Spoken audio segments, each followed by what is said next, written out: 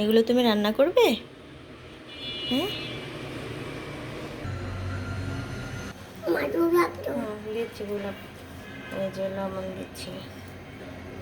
আর এখন কি দেবো? জিরার গুঁড়ো দেব, তারপরে ধনিয়ার গুঁড়ো দেব, আর কি দেব?